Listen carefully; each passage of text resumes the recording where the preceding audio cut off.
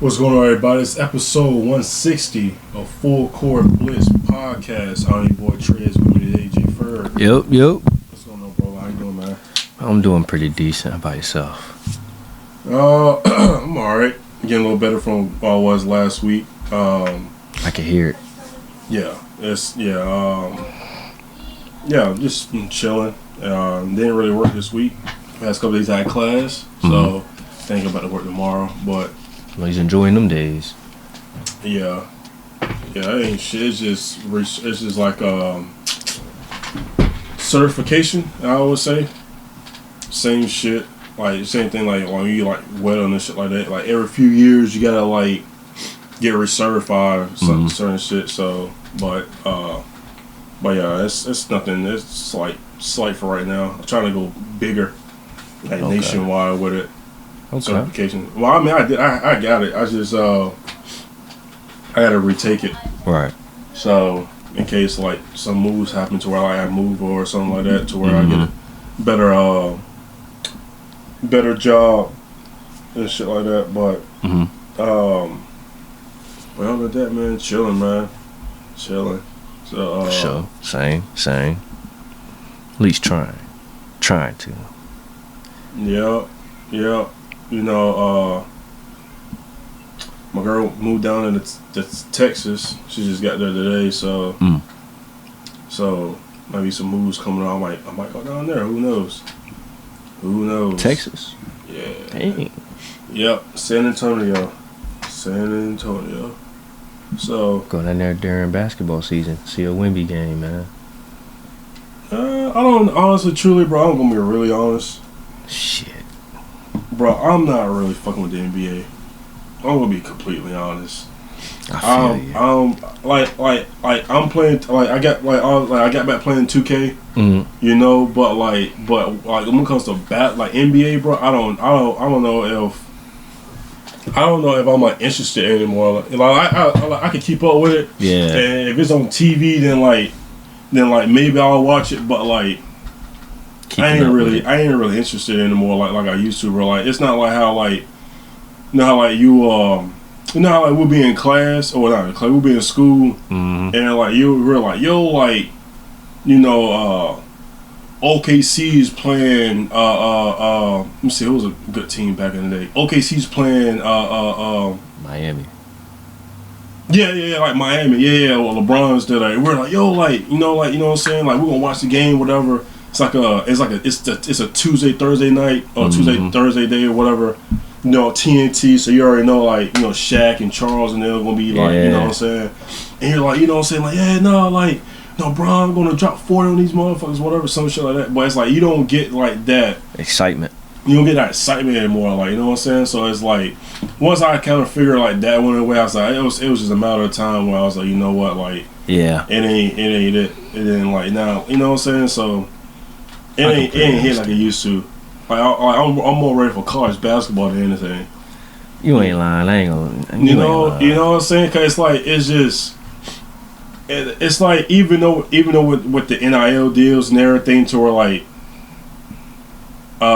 even though these kids are like getting paid, and then also with the transfers, like what they got to work on the transfers, it's still spreading a lot of the talent around. Like a lot of people, a lot of the good recruits ain't going to Duke. You know what I'm saying? Like they might want to go to you know what I'm saying? Let me see. They might want to go to Wake Forest. You know what I'm saying? Or they might want to go to UCF or Memphis or Buffalo, Miami, Ohio. Money to give. You know what I'm saying? So like it's like the talent. Like I like how the talent is spreading around, but they got to work on the transfers. Cause I can't just be a freshman this year, and just because I didn't like the way my freshman year went, I get to transfer again. I could transfer my second year, but then I did well my second year, so now I want a little bit more money. That I transfer, go somewhere else my third year. I don't like that shit. I don't. It's just they gotta. So basically, like you want them to sit out or something. It's not even saying no. You can't just transfer every year. Like you got a lot of these guys that's been transferred every year. That's in 8 years in college. Yeah. Why are you 8 years in college, bro? You trying to tell me you was in, bro? 8 years ago, we was a senior in the high school. You should have graduated So COVID, let's see, 17, 18, 19, 20, 21. So like our grade period, if we did a 4-year college, we graduated graduated college in 2021. And you got a scholarship, you played during COVID, or 2022, right? But then like you got redshirted, so or maybe 2020, like say 2023. Yeah. You should be in high school no longer than 5 years, bro. I'm in high school, college no longer than 5 years. You shouldn't. And then all these transfers, bro. It's just like it's a lot. It's worse in football than in basketball. Because basketball you don't really hear much, but football, soon as the last game of the season hit, like everybody's transferring. You know what I'm saying? It's like that shit gotta stop. You can get maybe one. I say you can get maybe. I always say one transfer, but I could be wrong. But I think one transfer is good enough. You get one transfer if pick the right school you want to go to the first time, so you won't have to transfer. Especially, what I'm saying, because you don't have to worry about like, say like I'm just saying like for instance like Kyrie and Jason and motherfucking Tyler Hansbrough or Jimmy Fredette, Doug McDermott, Ben McLemore, Tashawn Taylor, like you guys like that, you didn't have to worry about them transferring. But if NIL, if NIL was in the deal, they wouldn't transfer anyways, because besides a couple of them, they were one and dones anyways. So it's like, because Tyler and Ty they did they 4, or one did 3 and one did 4. I want to say, but you get what I'm saying. Like like the top recruits, the top 15ish, top 20. Those guys you don't have to worry about them leaving, because if they first round talent, they're staying at that school and they leaving anyways. It's more of the guys that's like trying to get somewhere. You know what I'm saying? So it's like you get one transfer. Maybe 2, but I think 2 is even pushing. Like I don't what I'm saying? It has to be, if you want to get 2, it has to be, what's the situation? It's because of playing time, or it's because you didn't play at all, or you didn't like the situation, or was it because of the coach? You know what I'm saying? Like it depends on the fact. It depends on what the situation is. Like if because of a coach, like say if like Roy Williams was there my freshman year, but then he retired going to my second year. Shit, I came in to play for Roy. I think that's the right for you to transfer. Now it's because of playing time, all right, but it's because you just had a suck year. Nah. And you was having playing time, like you were a starter. Nah, hell no. Sit your ass right there. You figure it out. And figure this shit out.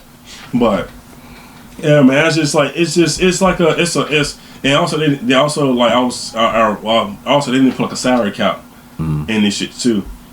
So if they do the salary cap and all that, I think everything will work out. I think it'll work out the way it's supposed to. But I mean, other than that, though, I mean, NILs is definitely changing everything. Yeah. It's a good and bad, but we gotta eliminate the bad, which is all these fucking transfers and shit. But other than that, though, like it's been a long time coming. So now they bringing back college hoops, which now EA actually is not making the game. It's 2K. Right. So I don't know how I feel about that, but I think I have a feeling just like how like college football and Maddenness, where like you have your player on college football, you can transfer that player over. So I'm assuming that's probably the route that maybe 2K may go with college hoops.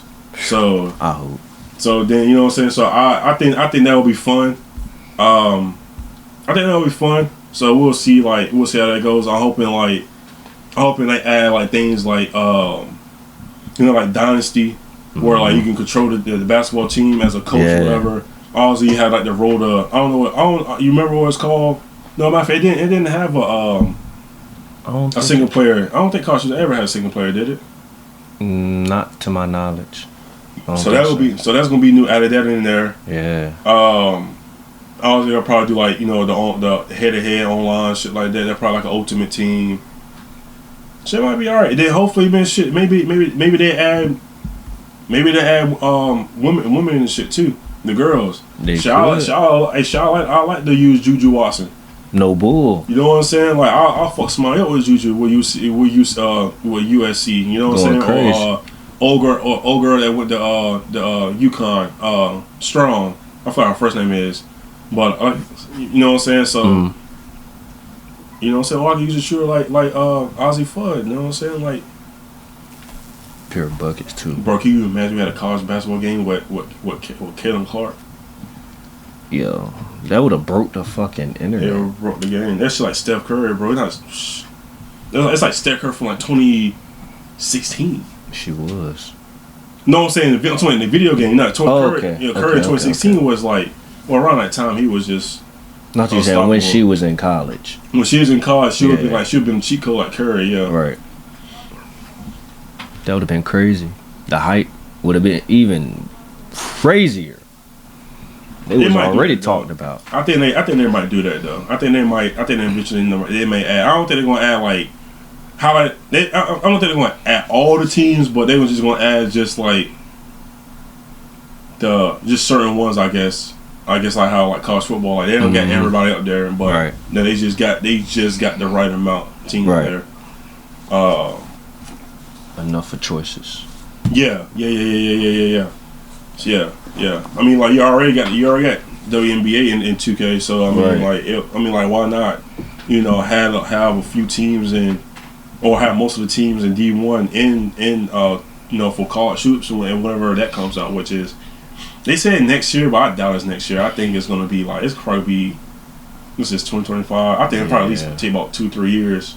It took what 3 years for college football to come out.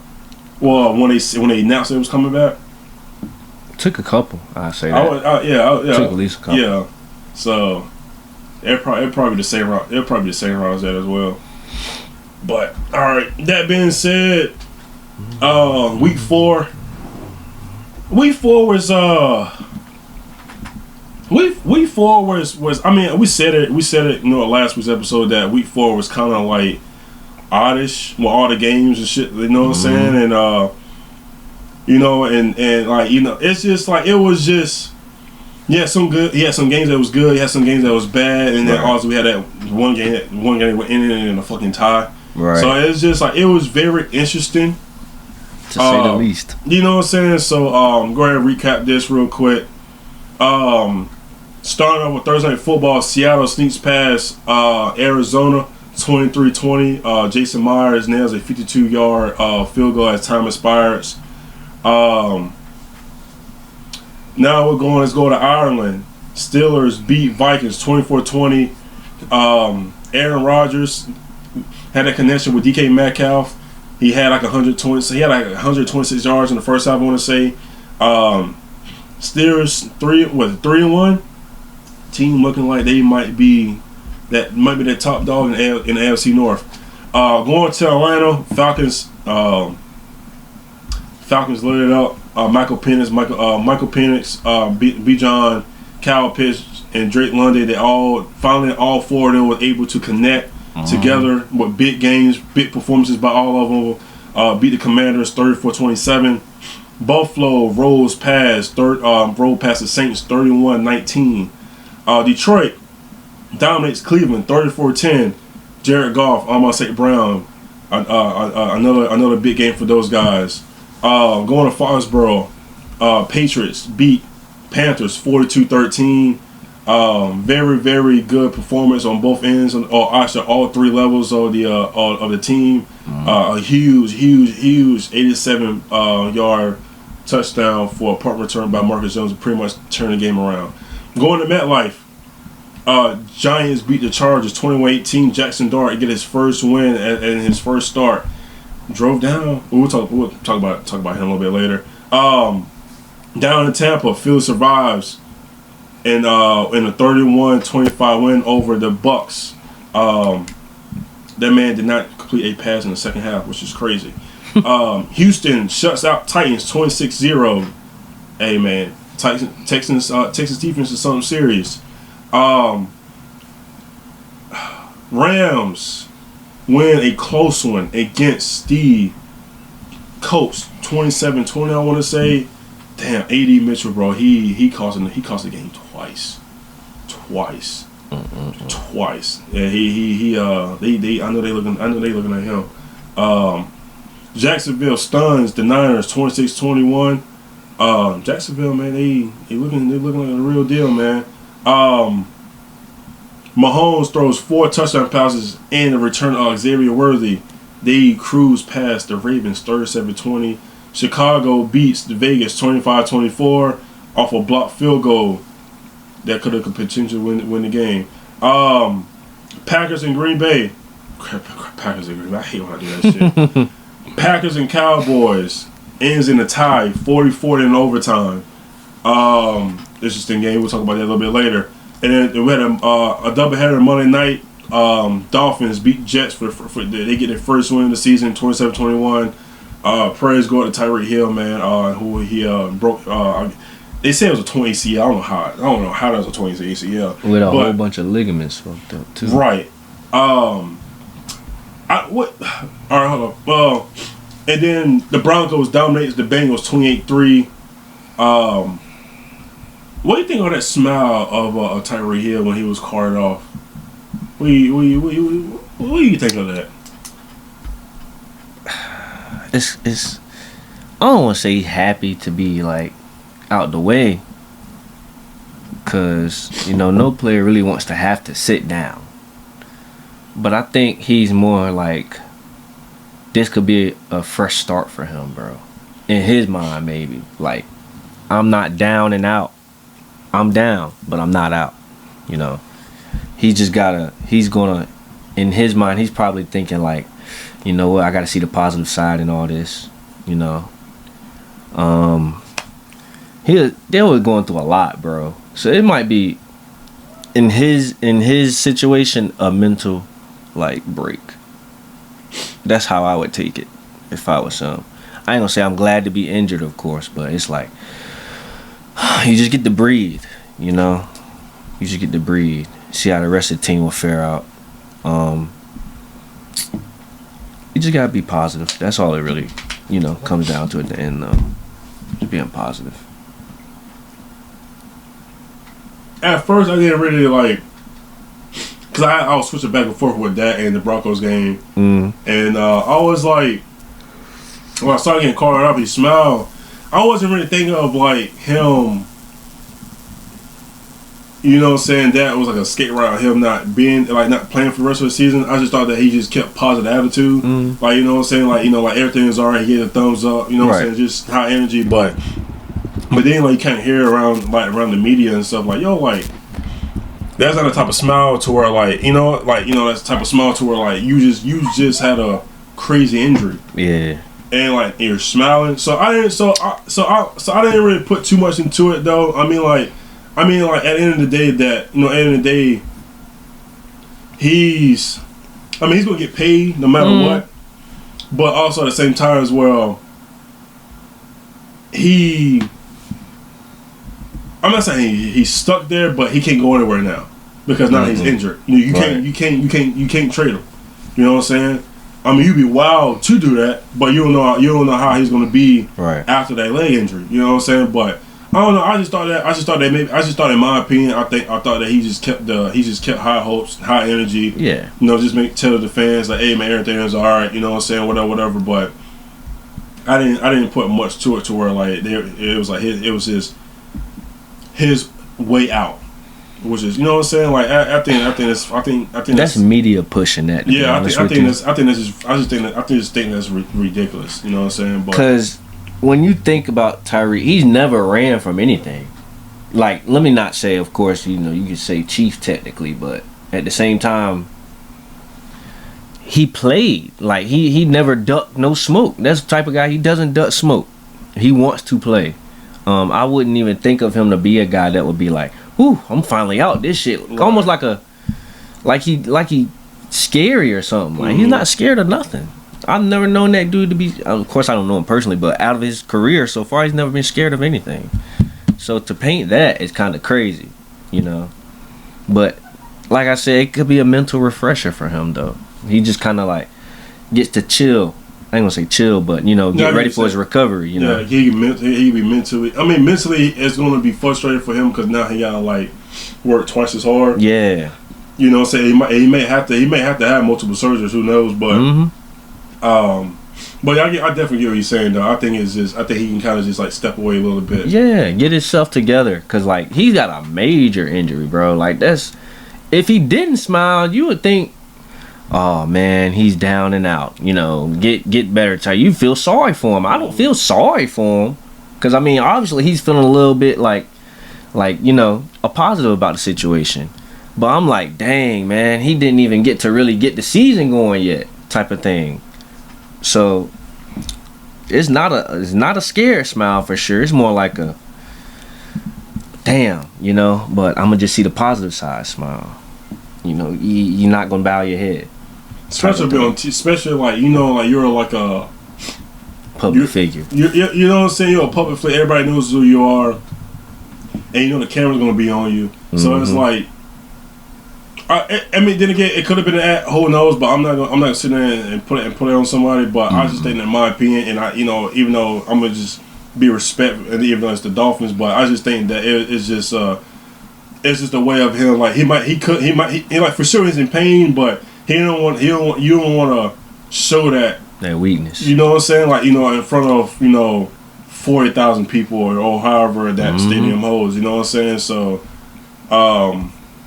I don't know. I mean, maybe it's a way to where you look at it for Tua to where like he has to lock in. Mike McDaniel's got to lock in. Jalen Waller got to lock in. For sure. We saw Darren Waller with 2 touchdowns. So it's like maybe they could get something. Maybe they could get something going with that. Have some momentum going to week 5. But if not, then some people gonna get fired. It's gonna be some people who's gonna get benched.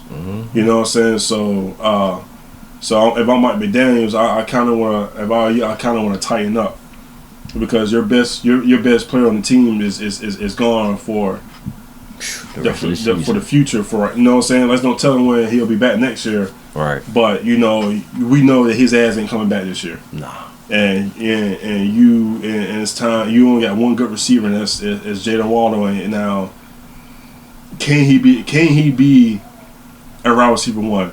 You know what I'm saying? But now it's like but you look at who you got around you. I mean, you don't really have much. What's fucking Miami at?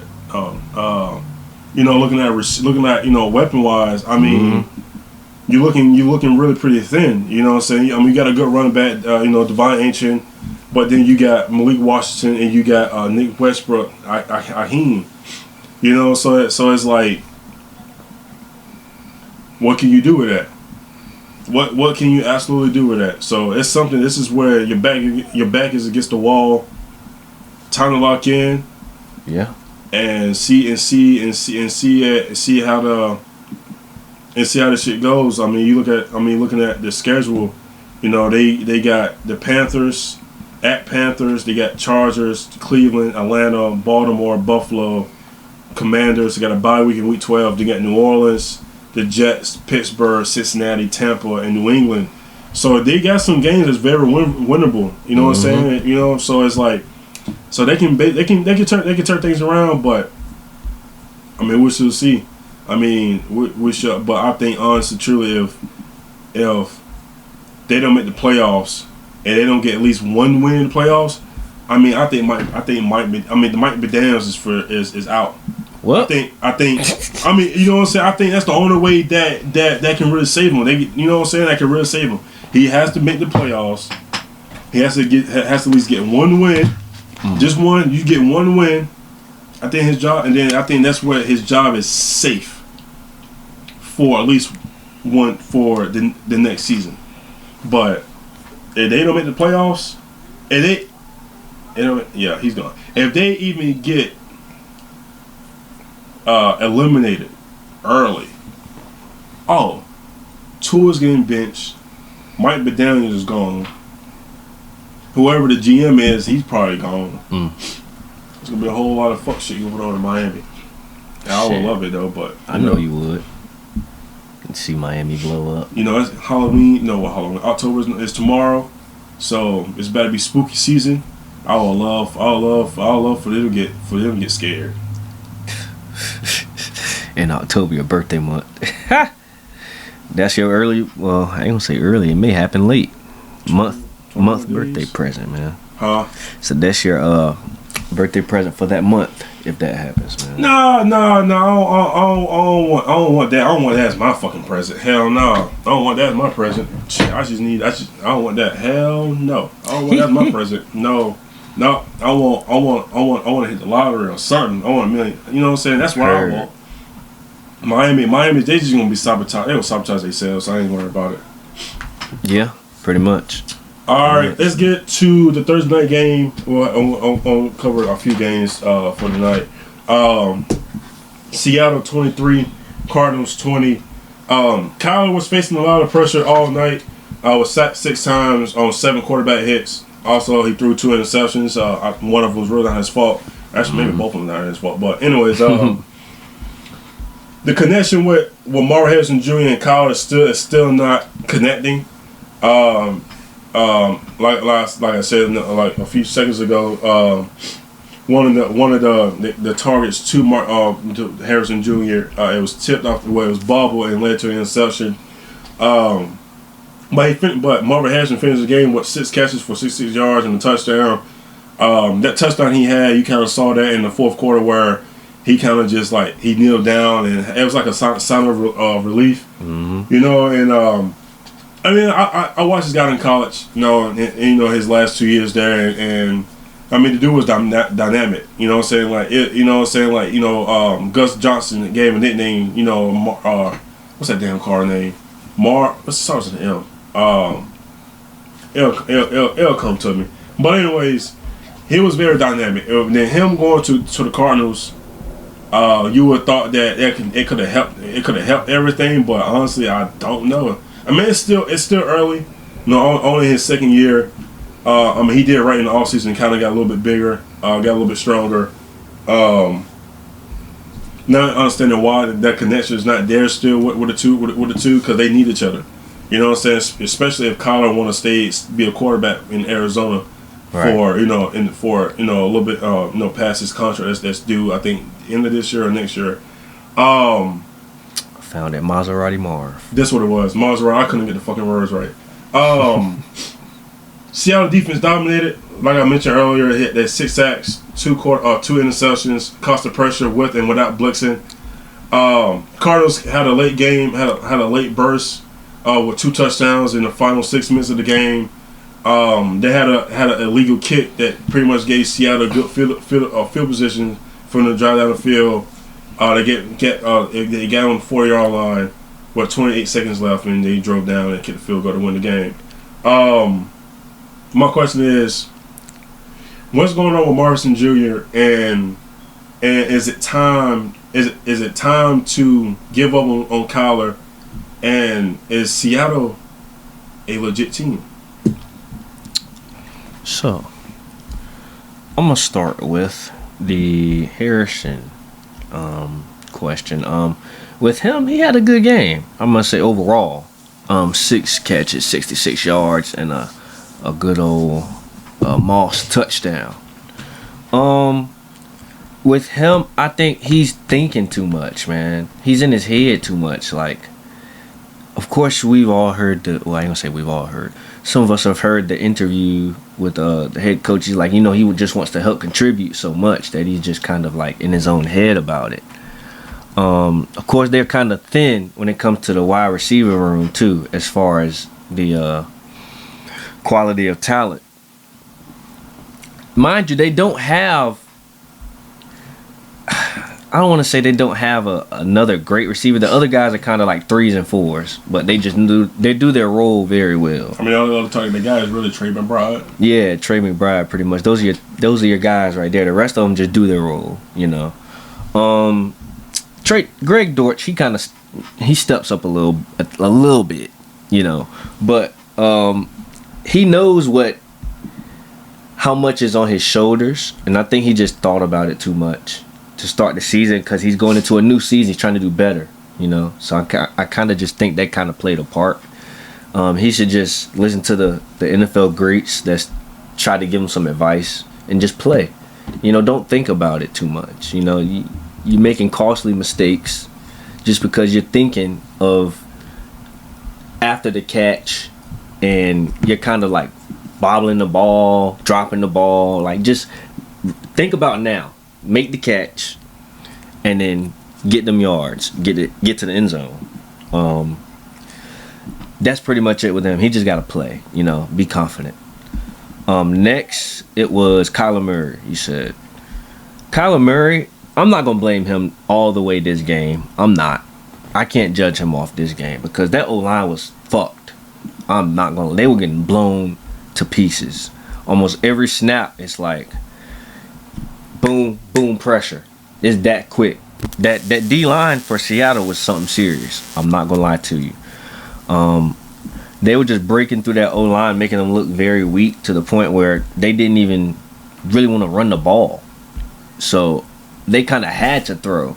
And it was already a problem with the O-line. So he had to run to the sides almost every single time he got the ball, he's trying to evade pressure.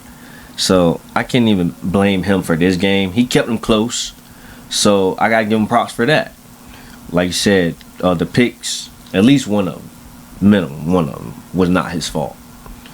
Which was the bobble by Marvin Harrison Jr. So I think he played a decent game, pretty decent game. Or he played a little bit better than decent, as far as in circumstances, with your best receiver not mentally being there all the way and your O-line being trash. Seattle, I think they're getting there to being one of the legit teams. I'm not gonna lie to you. I think they're getting there. They're taking their strides. Sam Darnold is playing good, like some real good ball in my opinion. He is just doing what needs to be done, basically like he was last season, man. He's doing about the same thing, making the team look great. And Smith-Njigba, he had a great game. 4 catches, 79 yards. 4 out of 5 targets he caught. So Sam is putting the ball in some well placed positions for his receivers to catch, and of course he didn't have a pick. So I think he's just doing his job pretty much. He's playing efficient yet again. Another efficient season so far. He's 13th in overall quarterback yards, so I can't really shoot him down, put him up too high, but he's playing his role. Defense is looking crazy. I think leading into the rest of the season, they can continue this level of play. I think that they will lead to be at least a 5 seed, maybe. Wild card. Yeah, wild card, but 5. Definitely 5. Alright, I kind of already say what I say about Marvin Harrison. I agree with you. I think everything's in his head. Also too, especially like that, and also who his dad is. So I think there's a lot of pressure that's on him. I understand you're a fourth overall pick. You were the first receiver drafted in your class. You was the best receiver to come out of your class, and it was very high hopes. You know what I'm saying? And then obviously, it was, you would think that it was a good fit for him to go to Arizona with somebody like Kyler, to where Kyler can escape out of the pocket, whatever he got to do, and be able to throw the long ball and throw the long ball and what Marvin Harrison does best is go make them contested catches. Mm-hmm. You know what I'm saying? So we thought that was for sure was going to be a good connection. Going to last year, that was Kyler first, his first full year, coming off the ACL injury. Right. So we kind of figured it was going to take him some time, but. And and then they ended up leading the division. I think they were 6-4 at one point, and things just went downhill after that. But But then, like, going into this year, you would think that, like, all right, well, they know everybody's talking, the media's talking, and everything. So it's like, all right, well, let's get this shit together. And, like, you know, looking at it, it still hasn't been put together, which I don't understand. You know what I'm saying? Like, are y'all avoiding each other? Are y'all not spending time? What's really going on? Because y'all really need each other. I mean, you know what I'm saying? Like, he has a connection with Trey McBride. No, Trey McBride bails him out a lot. He have no James Conner. He's out for the season. You know what I'm saying? So now you have to. I mean, it's like you have to rely. I say you have to rely, but you have to give him the chances. Baltimore Harrison Jr. has to show the ability that not just, you know what I'm saying, not just on the field and off the field, but also that in the game, like, it seems like he's just lost. Like, when I think like one of the passes that was overthrown, I think went into an interception, I'm not mistaken. Like, Kyler scrambled a little bit. He saw that Marvin was going in for, I think it was like a skinny post. He stopped, he threw it, and then Marvin just stopped the route. I'm like, bro, like, what are you doing? You know what I'm saying? Like you know, that's not Kyle's fault. You know what I'm saying? You were supposed to finish the play, and then he didn't do that. And then, like, obviously we know what happened with the interception to where it was bobbled and led into, you know, whatever. So it's like you can kind of tell, like, he's mentally not there, and it's sad to see that. Because watching that on national television for an athlete, people don't understand, like, what these athletes go through on a day-to-day basis, like with the prepping and making sure they're good and everything, and everything outside of that. You know what I'm saying? Like, it's being an athlete is I mean, it's a good thing. It's also, it could be a bad thing too as well. You know. You know, we're us, we're sports fans. We would love to be athletes. We would love to play our favorite sport, you know, for our how long we can. You know what I'm saying? But it's like, you know, but obviously we're not. They are. So it's like you have to really think about what the shit they go through on a day-to-day basis. I mean, we would sit here and cuss them out because they didn't get a touchdown on your parlay. You know what I'm saying? They didn't do well on your fantasy team, but, like, you know, these guys actually have real lives and shit they go through. But I mean, hopefully they can bounce back. They play Tennessee, so hopefully they play Tennessee at home. So hopefully that's a win for them. Now what, Kyler? I mean, like you said, this game is not entirely on him. But at the end of the day, it's just like, you know what I'm saying, like, you're the leader. You know, you're supposed to keep everything in check. And it seems like you're not doing that. You know what I'm saying? I mean, who knows? Like, maybe they could turn things around, and we're just looking at this like, you know, like, it was just one of those struggles that they had. But at the end of the day, Kyler, you're getting paid top 10 money.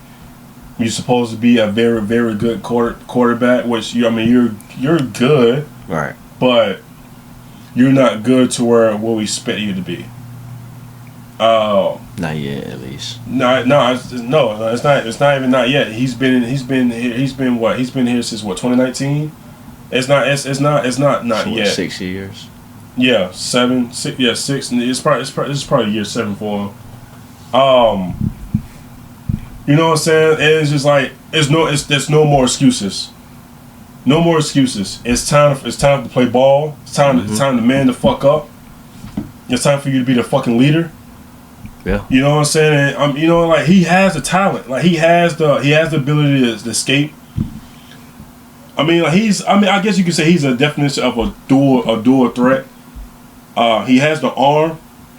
He has an arm talent. He can make all the throws from the pocket. He, you know what I'm saying? He can do all those things. It's just, is he locked in? I don't think he's locked in. And it's gonna be. I don't know, it's not sad, but it's gonna be kind of fucked up to where Jonathan Gannon, the head coach for the Cardinals, he may get hit for this, for something that I feel like I feel like they put around the good pieces around Kyler, and he's just not performing like the way he's supposed to. But it's still a young season.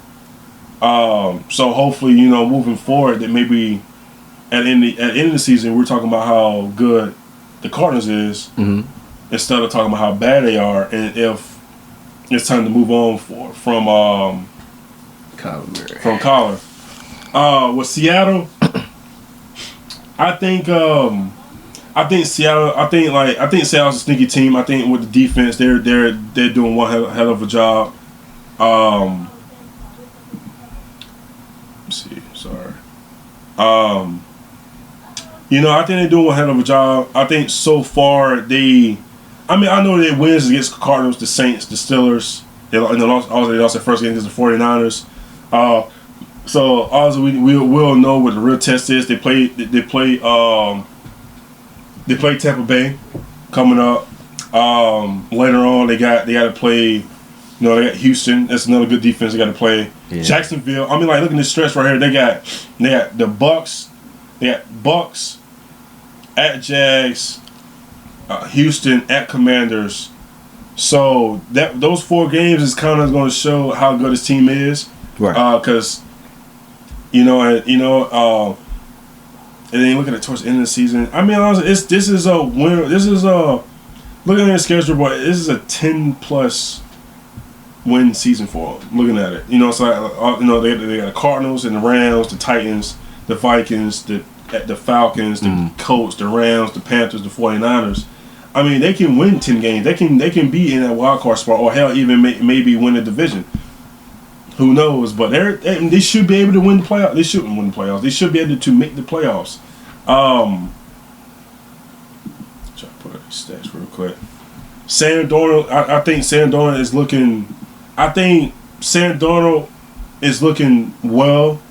I think, like you said, I think he's doing what he's supposed to be doing, making the right throws and things like that.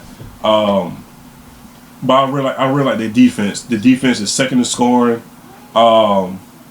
second in points per play. They only allow they second in touchdowns allowed. They're fourth in rush yards per attempt.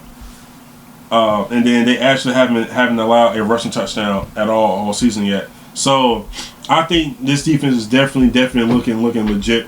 And I think the more opportunities that the defense give the offense, then the offense is going to be a little bit more explosive. You got Jackson Smith and Najimbo. You got Kenneth Walker. We'll see when Zach Charbonnet comes back, because I think he's out right now. So I think the offense is going to be well. I think they'll probably be like how. I think they're gonna be like a Broncos, like the Broncos were last year. Right. You know what I'm saying? They were just good enough where they had very good talent, or very good talent all around the board. So I think I can see Seattle being like that. I think they probably got away with trading Geno for Sam, someone that's much younger.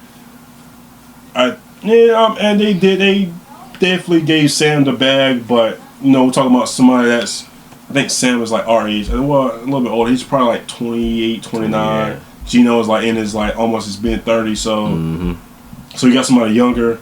You know what I'm saying? And then if last year from Sam wasn't a fluke, I ain't expecting him to throw that many touchdowns and yards, but we like to see what. We want to see at least those variables, or what I'm saying, that make the right plays, right, and not turn the ball over, things like that. So I think Seattle might be one of those teams where we might have to be looking at it in the year, talking about this is a wild card team. They might be able to get a win, maybe a win in the playoffs. That being said, man, before we move on to the Chargers and Giants, you got any final thoughts? Shout out Kenneth Walker too. That's pretty much it right there. Oh yeah, can't forget Cooper Kupp, man. This forecast for 26 yards. I think he's gonna have a breakout game next game.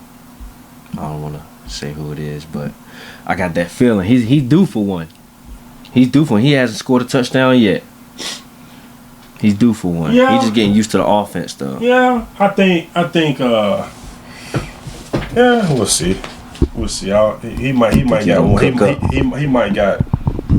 He might got something left in him. He do. We'll see. He just gotta get used to this team, fitting in this new role.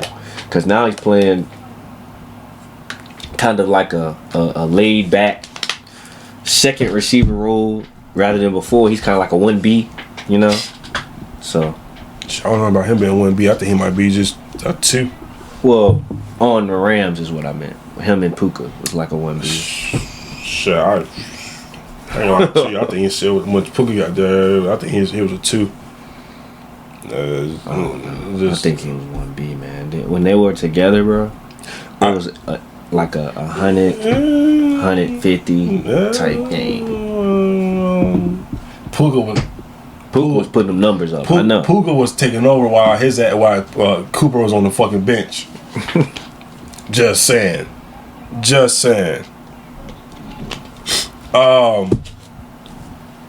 It might be 45. Giants get their first win of the season against the Chargers, 21-18.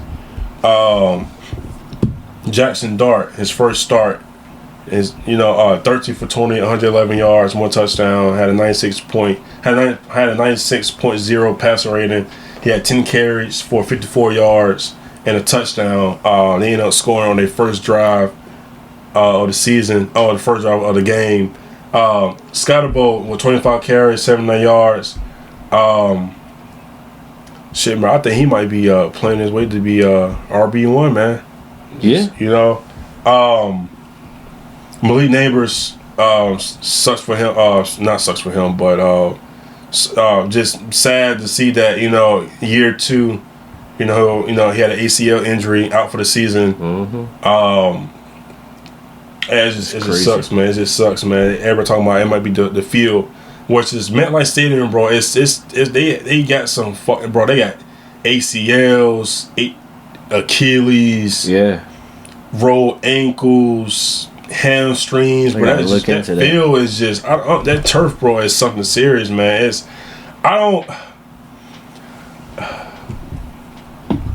I would like for stadiums to go grass, but somebody put a good point out to where like stadiums like that, they do concerts.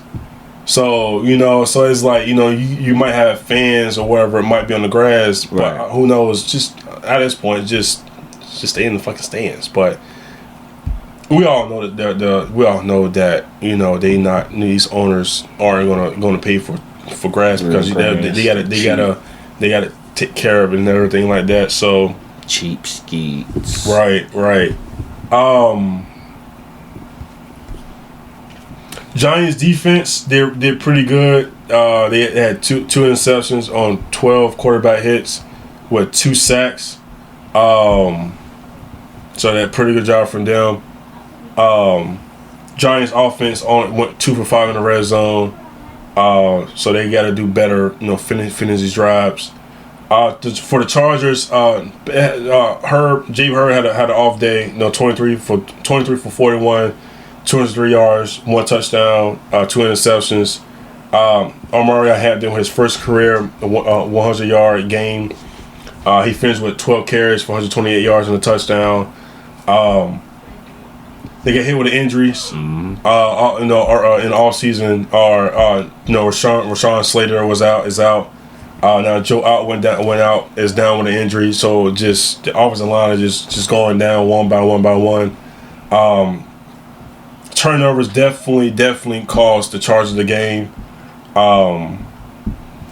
So what's your thoughts on Jaxson Dart's debut? So they changed a lot for him, bro. It was just a short killer. That's all it was. Short game killer. When it comes to the pass game, they didn't really do too much.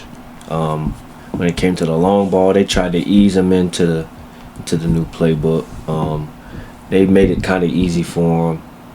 He did a lot of running, and it looked like in his case that's not something he really needed to be doing, as he got a little pull on the hamstring, you know.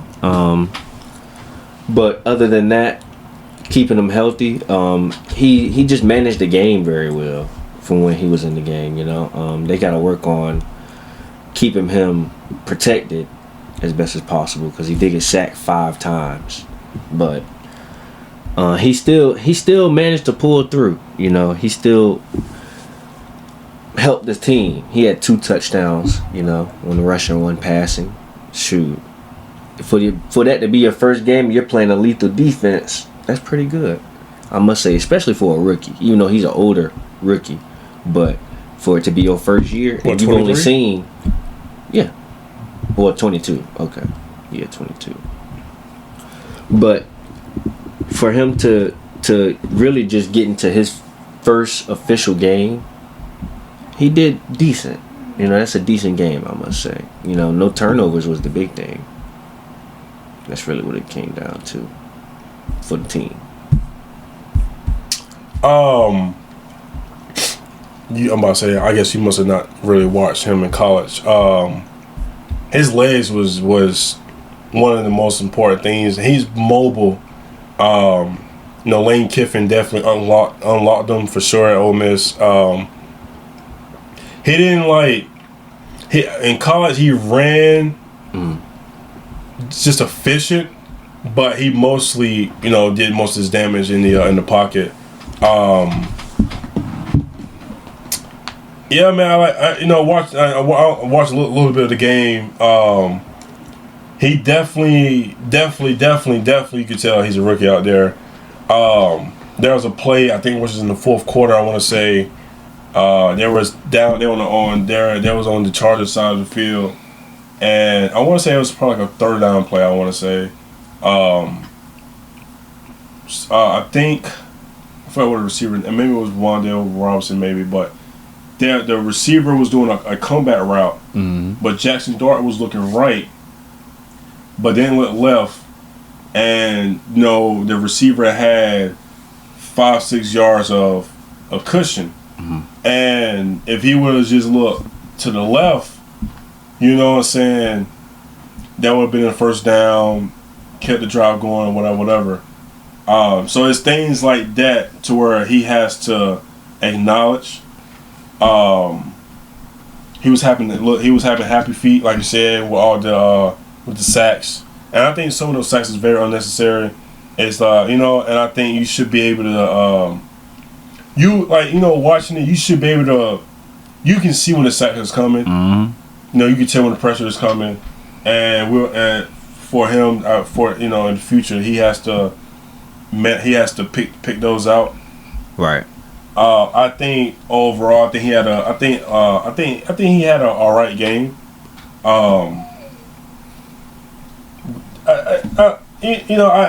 Brian Daboll is kind of smelling right now because but at the end of the day, I think his ass is still probably going at the end of the year. Your ass is grass, buddy. For sure.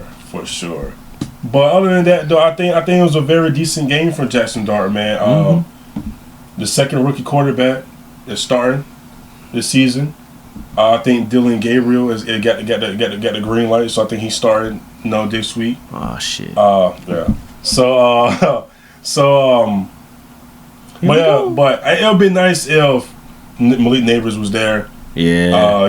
But it sucks that he's down. He's out for the season. But I think he'll make do with everybody else. Yeah, I think Wan'Dale is going to be his favorite receiver. I think him and Slayton. Yeah, but they kind of ignore Slayton though. You know what I'm saying? Even with Slayton, that was he had like a skinny post where he was wide open and Jaxson Dart didn't look at him, and that was for a touchdown. So he gotta have the confidence of throwing those throws. You know what I'm saying? That's where a lot of these quarterbacks making the money. You know what I'm saying? You throw the receivers open. And then I think in the backfield with the running backs, I think when they get when Tyrone comes back and with Scotabo, I think we're looking at one of the 1-2 punch in New York, bro. Definitely. I think and I said this before. I really want Scotabo in New England. That's the type of player I wanted. Somebody that's going to be really grimy, gritty. Just he a bully. He is a definition of a patriot, and I just don't understand why we didn't get him. But we ended up getting Henderson, and it's like I don't like. I mean, like Henderson is cool, but we needed a running back like that. We needed somebody that was like another Denny Woodhead. We needed another guy that was like another Rex Burkhead, another James White. Like that's who I wanted. And Henderson, and nothing wrong with Henderson. I mean, he's a little bit faster, but he sucks at pass blocking, which I don't know why he is now because he was excellent at that at Ohio State. But I don't know. But anyways, Scotabo is giving them the energy that they want. Right. So I think with the offense, I think they may come together. It might take some time. I told you about that defense. Defense is a little scary. Yeah. I told you this Giants defense is a little scary. Believe me, I already know. With Thibodeau, with Brian Burns, with Dexter Lawrence. Just at least that front seven. I know that front seven is going to be really good. And they showing. And I think that defense is going to what helps. The defense is going to help them be in games. Right. The offense just got to pull up the points. That's a fact. That's like the Browns down there, but they're a little bit better offensive. Well, really. Yeah, offensively. Well, who's better? Giants.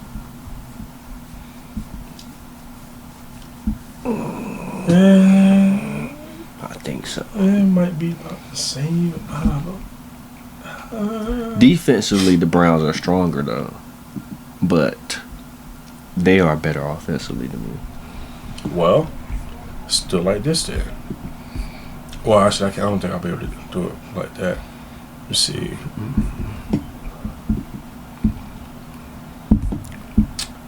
Offense. So, offense, you got Jaxson Dart over Dylan Gabriel. So far, we'll probably say Jaxson Dart, right? Running back, they got Cam and Tyrone, and over there they got Jukins and Jerome Ford, right?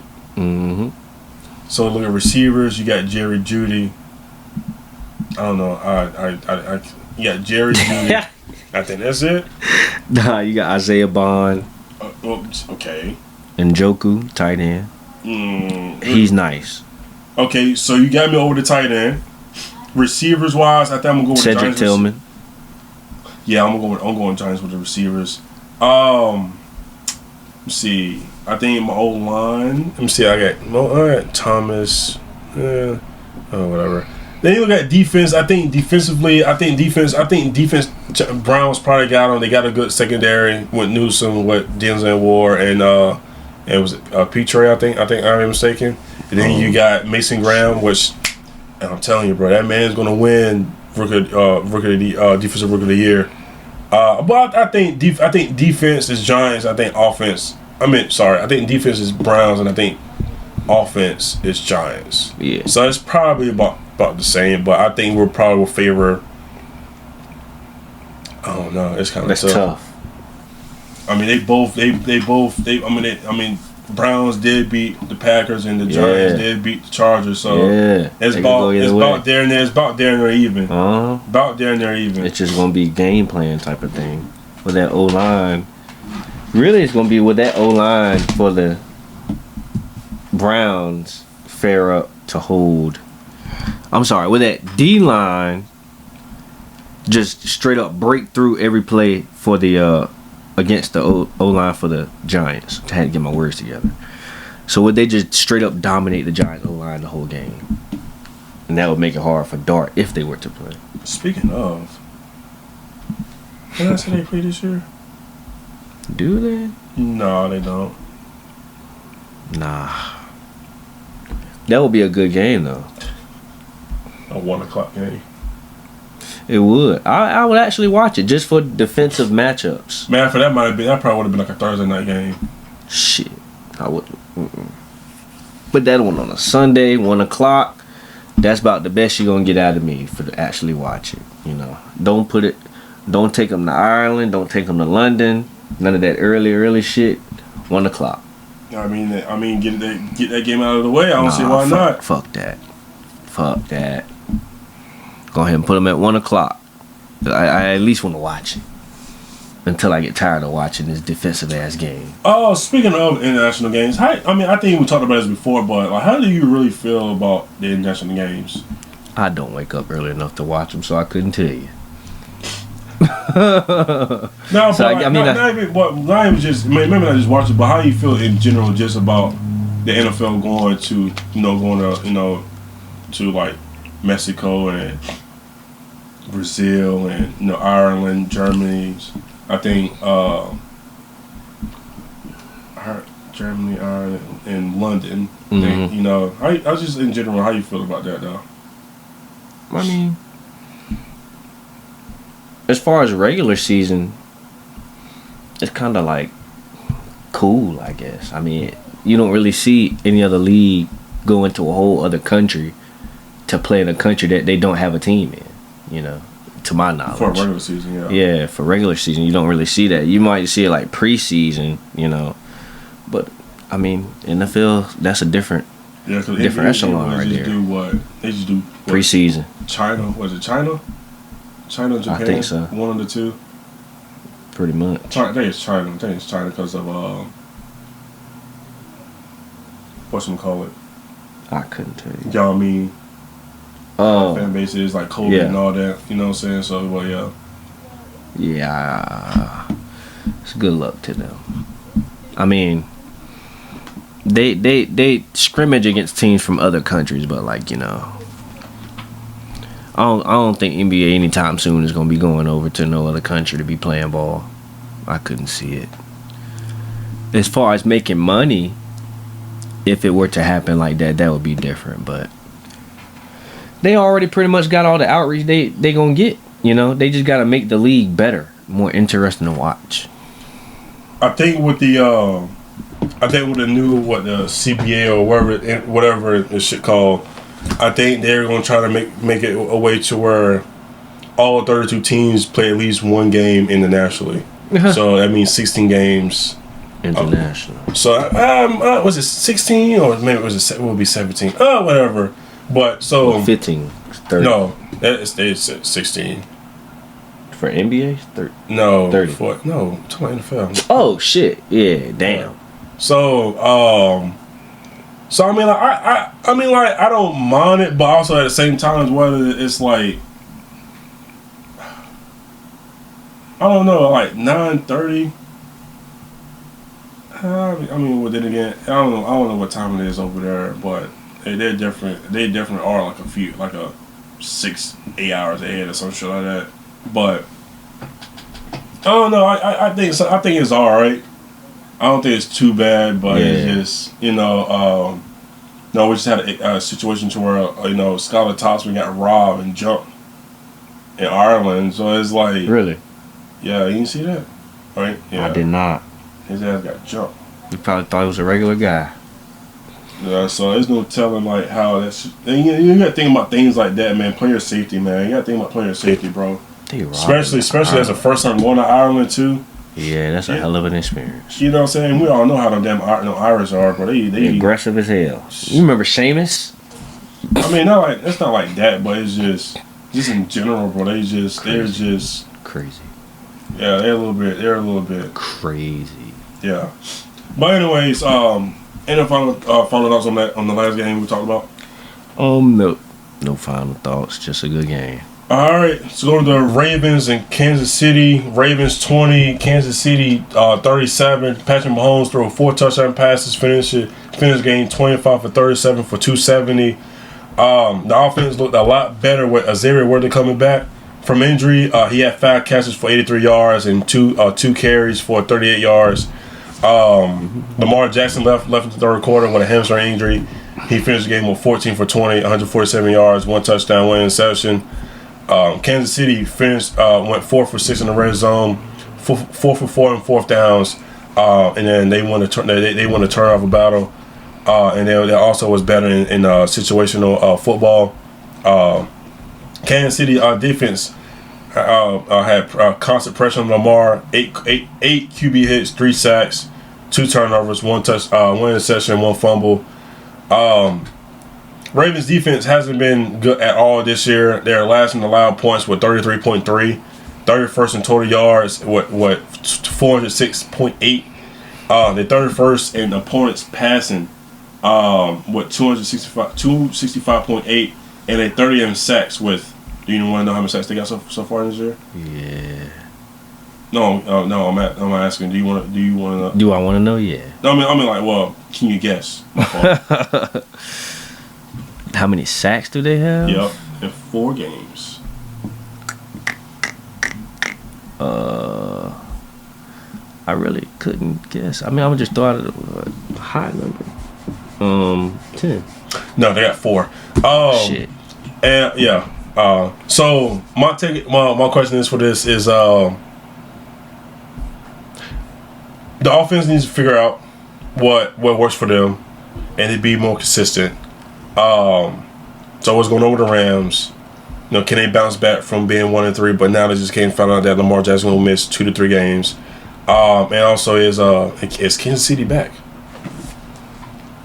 I'm not gonna lie. What saved Kansas City was all them fucking injuries, dude. This team, they just handled business. Chiefs handled business as they should have. They made Pat look like the man again. And mind you, this is the first time they scored more than 30 plus since 2023. Yeah, that is tough. They made this Joker look like he is back. Kansas City attacked on full effect. I mean, you can't really. What could you do, man? At this point, you know, Derrick Henry, he can't hold the damn ball. So they really didn't use him like. They only gave him 8 attempts for 42 yards. That's a 5.3 average, but you're not about to keep trying it. They let Justice Hill run the ball. He had 3 carries, 76 yards, had a tutty. His longest carry was 71-yarder. I mean, you ain't about to keep on doing the same old shit, which is trying to run the ball through Derrick, and he just gonna fuck it up. You gonna try to at least give your other boy a little bit of burn. But with Lamar, that was fucked up.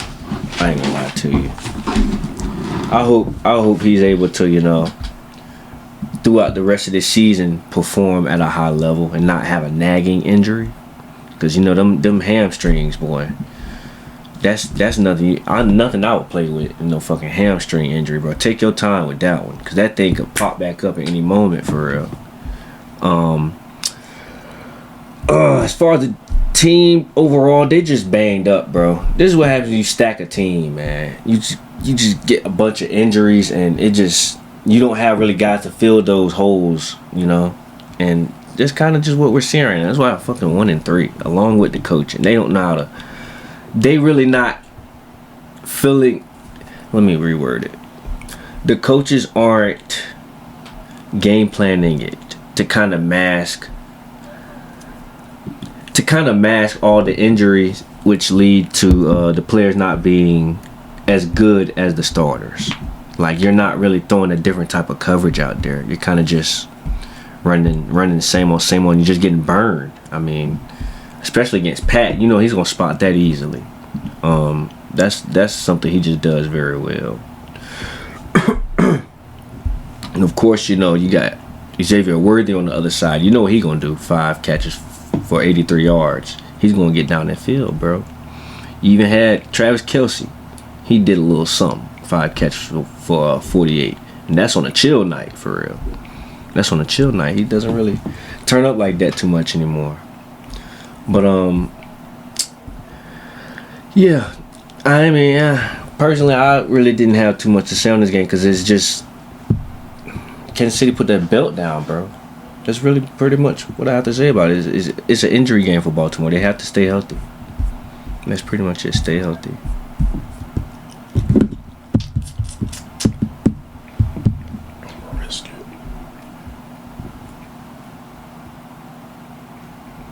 I'm gonna come back to that.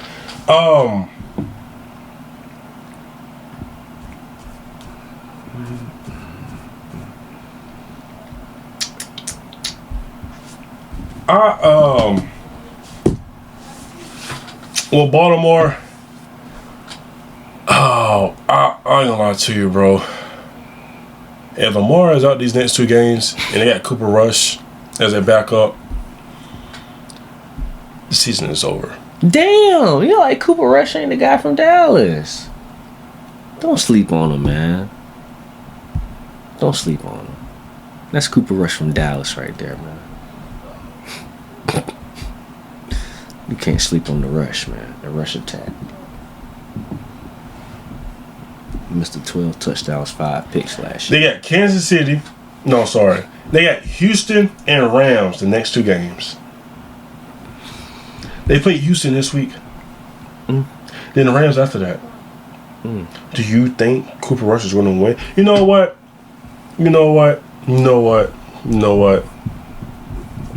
Maybe they beat Houston. Maybe they beat Houston. Potentially. But you were thinking they're going to beat the Rams?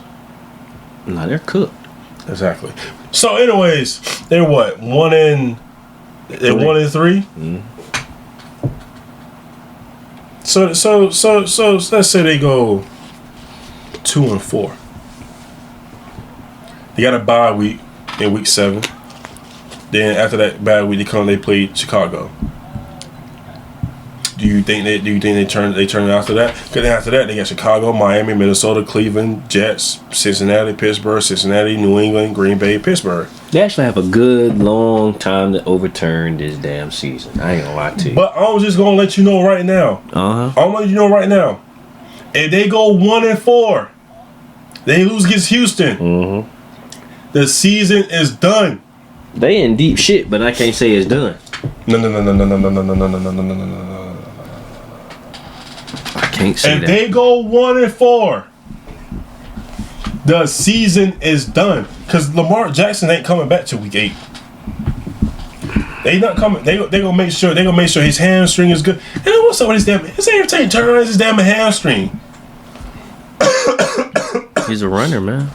Get the fuck about him being a runner, bro. It's always his damn hamstring. Tighten the fuck up. Well, actually, don't tighten the fuck up, cause then your hand's gonna be out. Yeah. Loosen up. I don't know. You get what I'm saying. Tighten the hell up. It's every time is his fucking hamstring, bro. You gotta stretch, man. Man, fuck about stretching. Eat a goddamn banana. Something. Jesus, stay away from the damn seafood or something. I don't know, bro. Honestly, when will Baltimore start winning these games, bro? Like, you can't beat Buffalo. I said Buffalo. I mean, that's not Baltimore. They can't beat Buffalo, and they can't beat Kansas City. You ain't beat Detroit either. No, I'm talking about just these. We're talking about top dog. We're talking about just the top dogs in the AFC. Yeah. When will you? I mean, like when, like you know, like hell, we might have to get Joe Flacco back in Baltimore to get this, for them to get a damn run again, because that's what it seems like. It seems like they're not. It does. It's 2 MVPs, top record in the AFC. Seems like that shit don't even fucking matter. It definitely don't. And then the defense is folding. Those stats is fucking terrible. And then you just make Kansas City look like it's Kansas City for 2022. Mahomes look like 2018 Mahomes. Facts. Show on pretty. I'll tell you that. Now, it would have been crazy if Travis Kelce had a big game. That's what I was saying. But that didn't happen. That was on some chill shit. And just imagine what it was gonna like when they get Rasheed Rice, and about 3 weeks, 2-3 weeks. I forgot about that dude. Yo, they not done. They not done. God dog. They not done. This is a chill game for them, for real. I want to say that because I kind of like Jacksonville. I kind of like Jacksonville. Just you know, kind of. Kind of. I respect it. I won't be surprised if Jacksonville did beat them. I won't be surprised. But Baltimore, bro. And then like, I know you brought up the carries with Derek. But at that fucking point, they was already down multiple scores. So they had no choice they had no choice but to fucking throw the ball. You know what I'm saying? And then you turn around, you got Lamar Jackson to fumble the football. Now all y'all got the damn fumbles. Fumble squad, man. Butter gang. If they not gonna turn around now, when will they turn around? Because as of right now, looks like Buffalo is gonna run away with the AFC. Well, at least with the 1 seed. Shit, Kansas City look like they're back. Yeah. And they only need one more receiver. When he comes back, it's boom, bro. It might be. It's gonna be. It might take him a little bit to catch up, but shit. It's gonna be lethal. Matter of fact, he comes back. It said potentially he got 6 game suspension. So he got 2 more. So he be back. So he be back. What, week 7? Yeah. Ah shit. Oh, just in time to play y'all. Ah They shit. play y'all week 8 Fuck him. on Monday Night Football. Perfect. We want duck smoke. And after that they got Buffalo. So they play Vegas week 7, his first game back. That's where I think he got 6 games. Yeah. So he comes back versus Vegas. God damn. So he gonna get a warm up game. No, I don't. Honestly, true. I don't expect him to be. I don't expect him to probably be good for him to get back in football shape. I say after the bye week when they play against Denver. Shit, he might already be in football. He ain't let it get something become no block. You can't be in football. You can't be in football shape without playing football. You have to play. You have to be practice and all that shit. That's not in game situations. You have to play like it's like when we play basketball. Pick a ball. Yeah, we play pick a ball all day long. But when you play in the actual basketball game, official, it's different because of it's because of. You got the refs. Well, you got game breaks. You got all these other things that's going on. So it's what I'm saying. So it's a little bit different. Right. So yeah, I don't expect him to probably be back in. I think probably won't probably be in football shape. Probably about Buffalo or a little bit maybe after the bye week. But if he picks up what he left off last year, fuck. I ain't gonna lie to you. You might as well. You probably won't get Kansas City. They ring. Fuck. This is Travis Kelce retirement tour. Yeah, because I don't see him coming back after this year. He's showing he's playing like he ain't coming back. He chilling. Man, the man getting married, bro. He chilling. You just 35, man. You got more in the tank, man. Man, he's a tight end, man. That man been playing what? This is what he been playing for what? 12, 13 years. Shit, Gronk didn't last that long.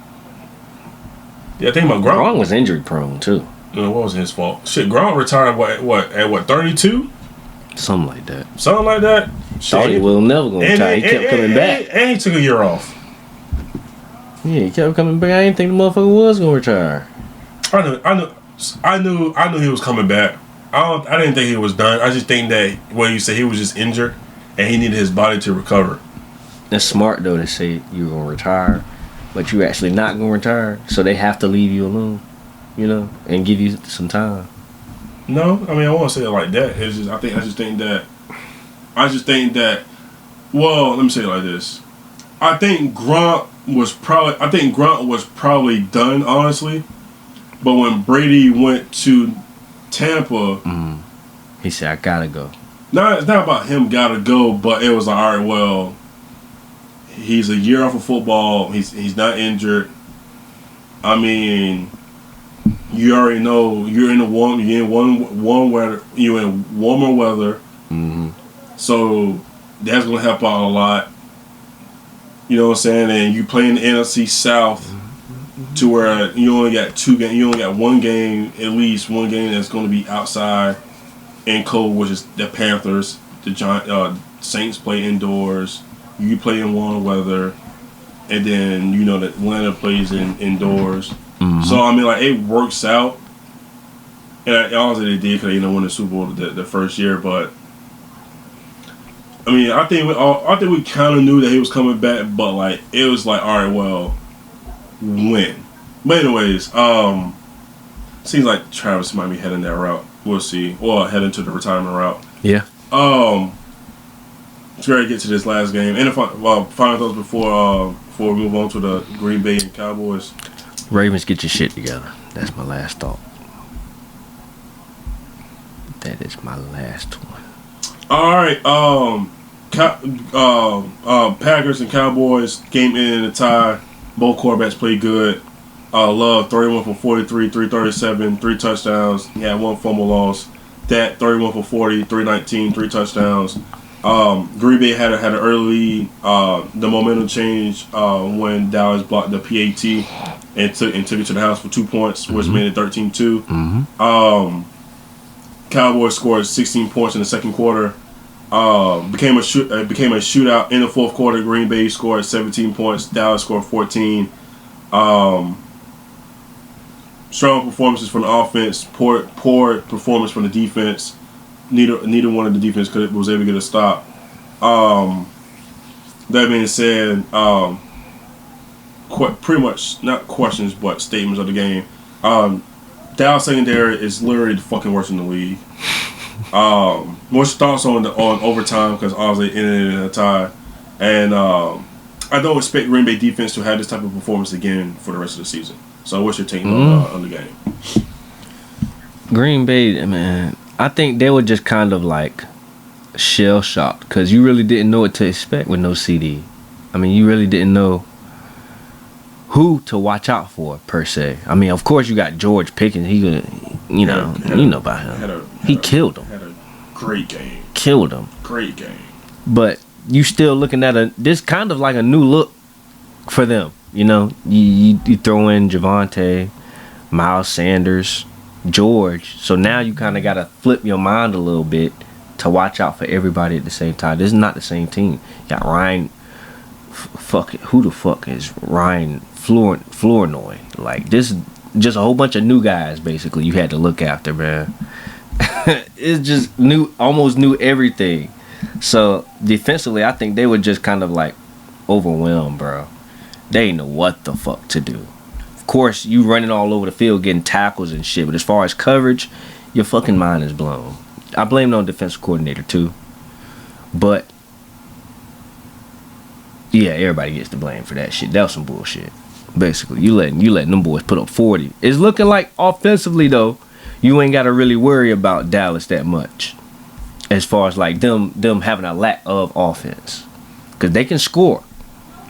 The problem is, we always knew that. Exactly. We know what the problem is at this point. You giving Green Bay a fucking egg.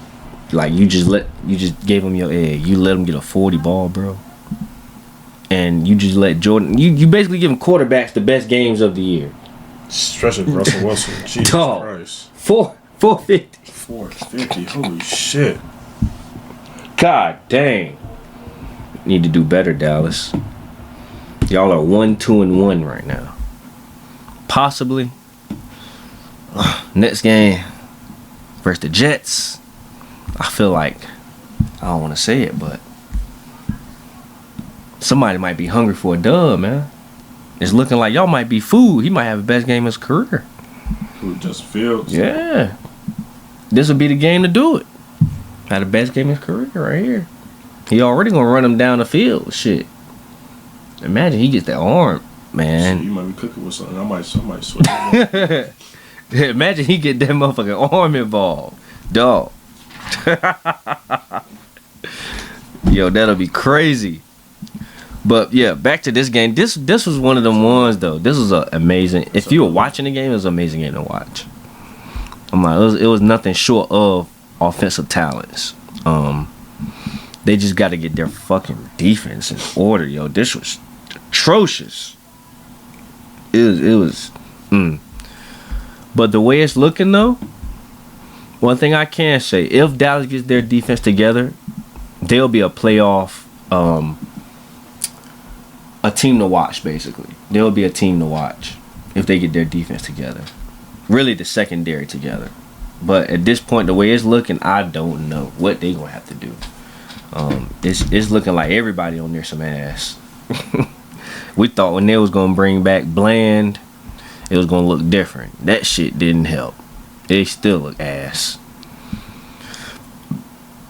But shout out to all them boys, man. It was a great game to watch, though. It was nothing short of fantastic. It was a shootout, man. Straight up shootout. We like to see those. I do, at least.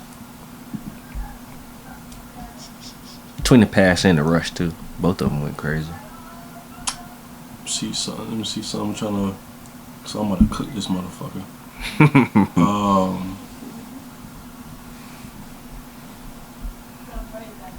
Oh, man. All right. Well, I told you, yeah, you just named the player. When he's thrown to, the passer rating is 156.3, and he allows 22.7 yards per reception. When he's thrown to, like a defender? His coverage, yeah. His coverage is 65.8. Run defense is a 48.7. His pass rush, well, I'm going to talk about pass rush, but overall grades is 62.3. Who you think I'm talking about? Shit, it could be anybody. We talking about from this game? Yes, yeah. From this game, shit, 62 point. That's not. Who, Deron? Trevon Diggs? Yep. I had a feeling. Oh, gosh. 156.3. Damn. And he got 6 catches on him. That's allowed on him. Damn. Come on, man.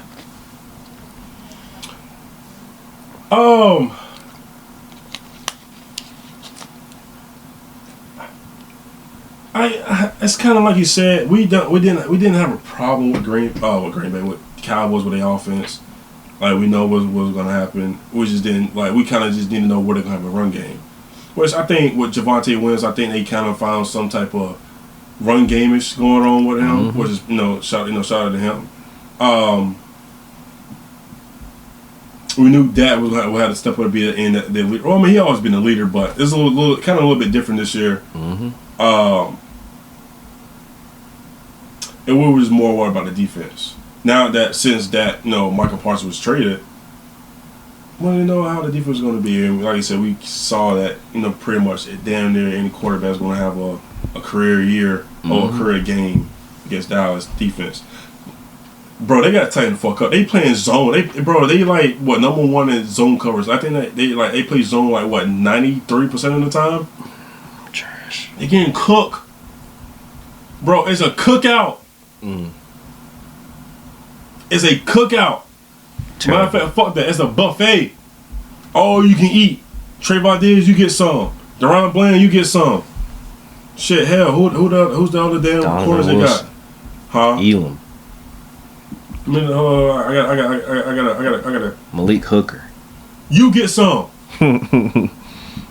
Kyle. Devon Wilson, you get some. Again, Cook. It's terrible. It is fucking terrible. I never seen bro, in my years of watching football, and this is going to a year, I don't know, it's almost 2 decades. Bro, I never seen a defense get cooked, a secondary get cooked this bad on deep balls, in zone coverage. You want to know something that was funny? Go for it. One of my guys that's in the chat with me, yo, he said this was like 13 minutes left in the first quarter. I want to see if I can give you the exact or around the time frame. There was a long ball that Jordan Love threw where it was Matthew Golden, and I think the other one was Romeo Dobbs. Mm-hmm. And he was like, yo, how the hell my secondary so trash that both of those guys were down the field beside each other wide the fuck open? When I said I had to go back and find that shit, bro. Matter of fact, here it is, right here. It was with, how much time left? It was 13:40 in the first quarter.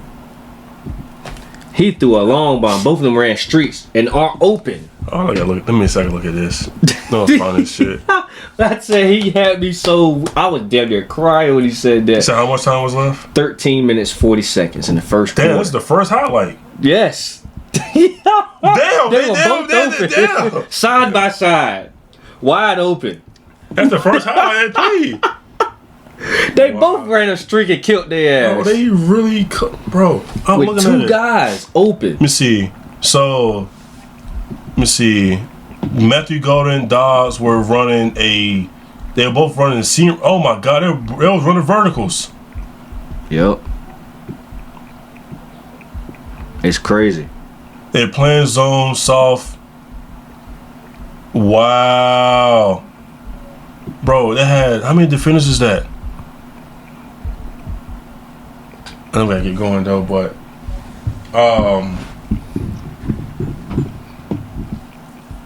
1, 2, 3, 4 defenders on that side. Damn, we done took too damn long. We'll be back. We'll change the battery, and then we'll cook these damn Cowboys up.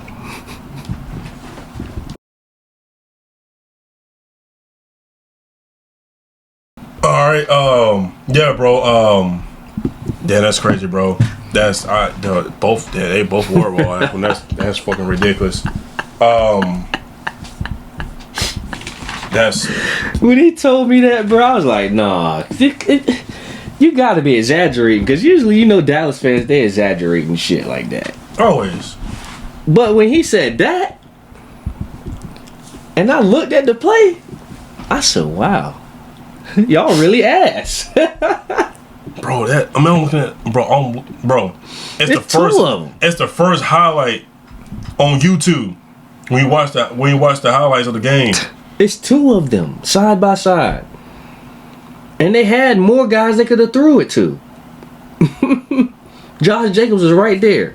Right there behind, in front of the line. Could have threw it to him. No. Dobbs is. Bro, Dobbs was wide open on the right side.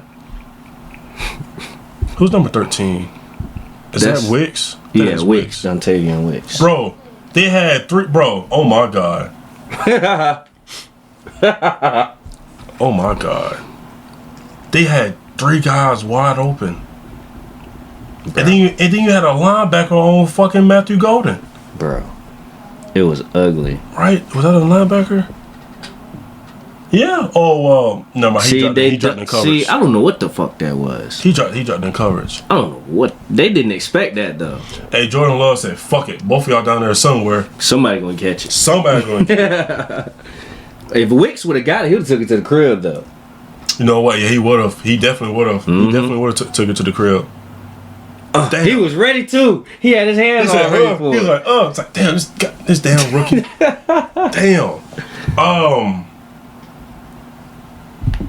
I mean, honestly, both offenses. I think they played well. I think they did good. Mm-hmm. Just the defense. I think it was just that type of game to where the defense just didn't. It was just no defense played. What do you think about the overtime? Do you think it should have stayed in time? Do you think it should have played a second overtime? Sudden death. Go sudden death at that point. The way this game was. No, I mean just in general, like just say if this score was 20-20, right? Mm-hmm. And then the first overtime ended. Do you think they should have? Do you think a second overtime should have been added? Yes. Do you think they should have added instead of 10 minutes? Should have added possessions? No, not possessions, but should have added just another. Go back to where it was 15. Like, are you? Do you mind it in the time? Like what do you think though? Honestly, I think college does it by How? They do it like once the other team goes, you get like a. What do you start at? The 30. Like 30 or 35. It's like the 30 or 35. I think NFL should adopt that. I don't see that. Here's something because I thought about it. I thought it was a long time ago. They're professionals. I don't think they need short field. I think they definitely need to go the distance. I think maybe they go midfield maybe. If they did change it, but at the end of the day, they are professionals. Mm-hmm. They need to have it the harder way, I would say. Not make it that easy. Yeah. Now, if it go now I would say this. I say, all right, well, keep it out of this. 10 minutes. The rules is if the first team scores, the other team has an opportunity to score, right? But if they both score the same amount, because obviously if the second team scores it's a touchdown and the first team scores a field goal, game is over. Now if they both score a touchdown, or the same amount, like a touchdown, field goal, or whatever, and it's still tied. I think for the second overtime, I think that's when you put. I guess you do the college rule to where you go from a certain yard line. You go from a certain yard line, and at that point, I don't know if it should be first team scores win the game, or do you still give the other team an opportunity to score? Towards in college, it's like that. Yeah. If the team scores a touchdown, the first overtime, the other team has an opportunity to score a touchdown, right? So boom, now we're going to second overtime, right? So then now I think the team that got the ball, the last will go first, and they score. Now at this point, they score touchdowns, a touchdown and a 2-point conversion. Right.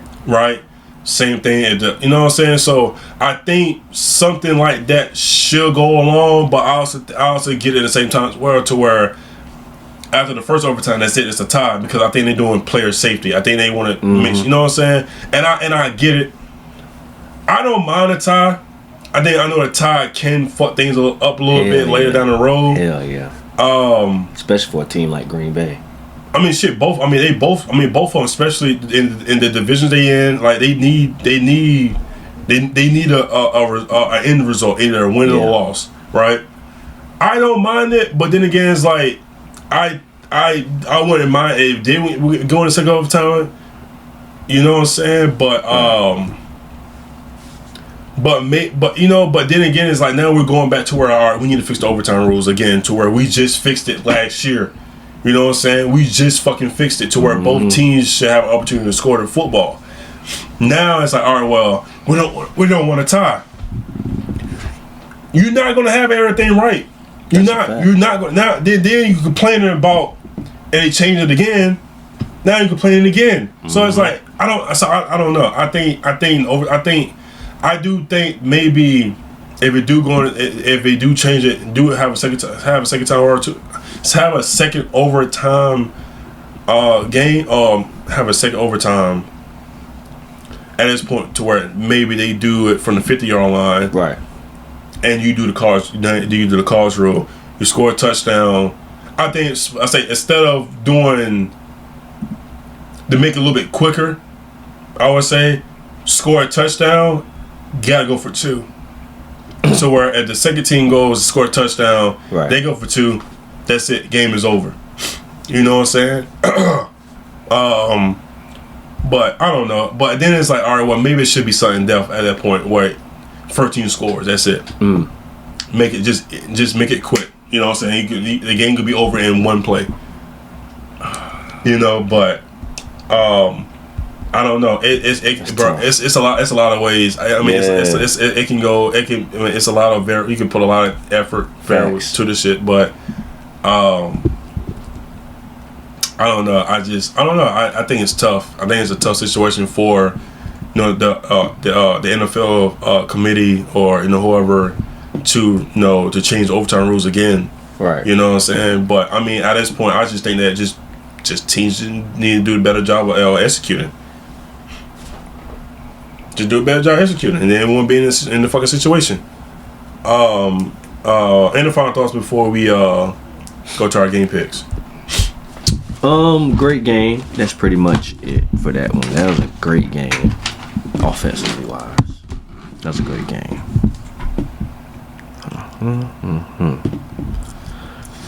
Okay, so let me tell y'all week 4 predictions record. You know yours?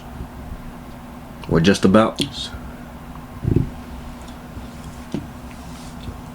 Guess you're counting yours up right now. 9. Yep, you went 9, 6, and 1. Yeah, I thought for some reason I thought I had Pittsburgh winning that game, and I didn't. I went 11, 4, and 1. Matter of fact, no, you changed to ATL, so you went 10, 5, and 1. No, I just counted that. So what I have you for? Yeah, I got it right here. Hold up.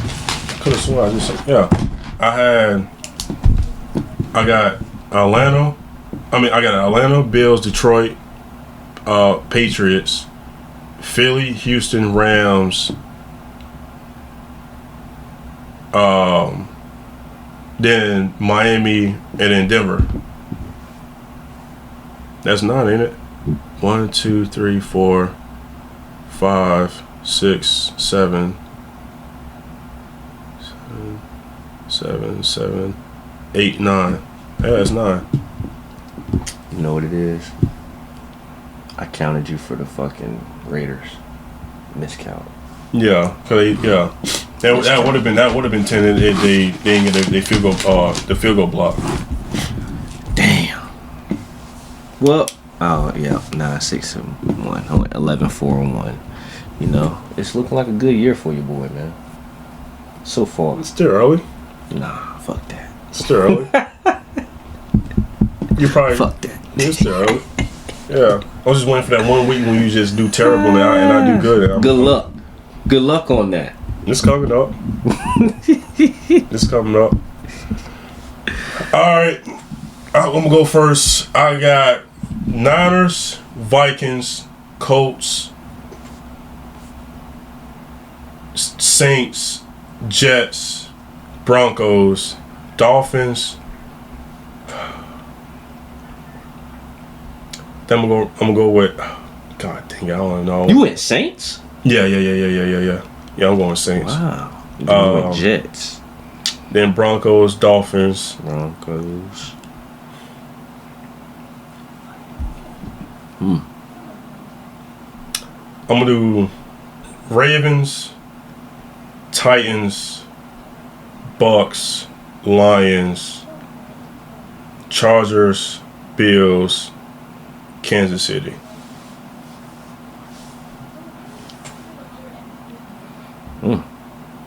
Understandable. I must say, just get ready, cause it sounds like I got another dub coming. See, you go with favorites. You don't ever put a wild. I got some, man. Yeah, we'll see. And then every week got Dan Washington winning every week. So I mean, like that's just. Yeah, I got faith in my boy. That's just. I mean, like. You're not even put a realism in there. You know what I'm saying? I lose with them sometimes, though. Yeah, all right, bro. You got no. I just lost with them last week.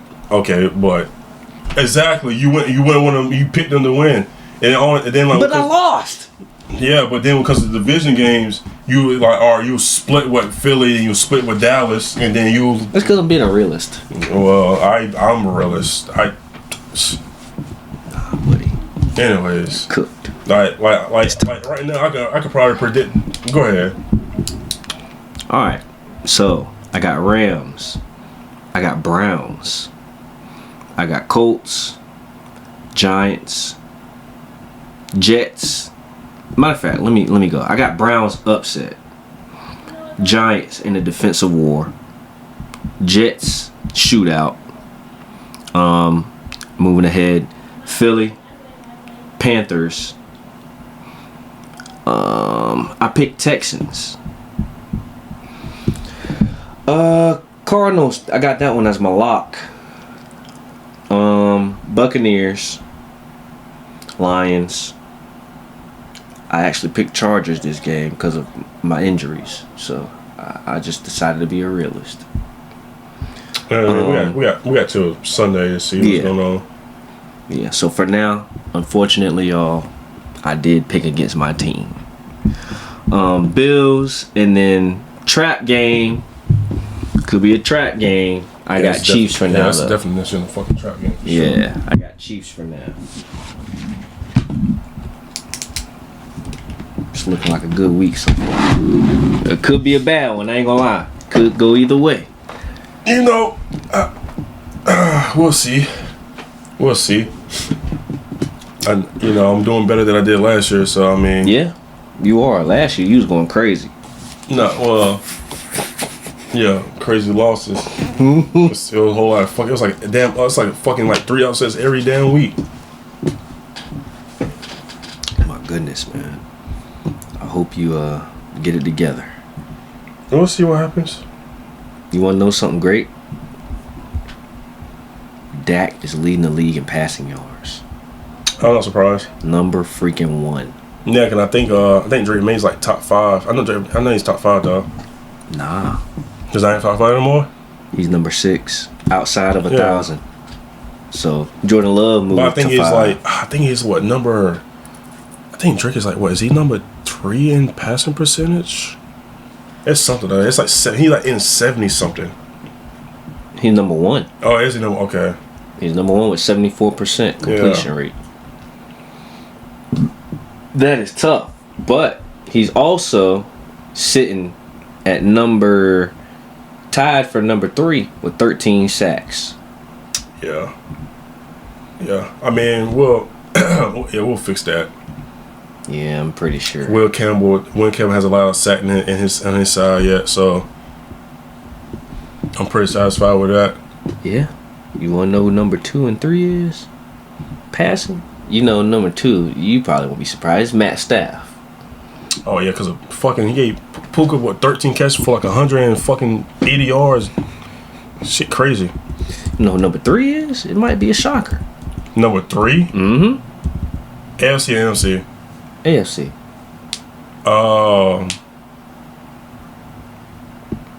It ain't Bo.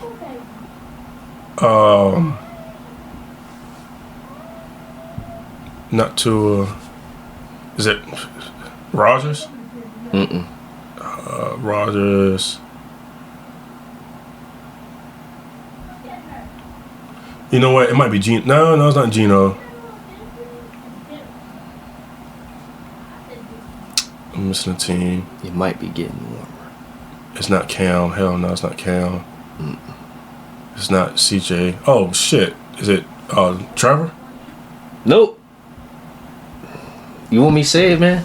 Oh, Daniel Jones. Indiana Jones, man. I don't know why. Indiana fucking Jones. I don't know why I was even. That shouldn't. Yeah, I should have.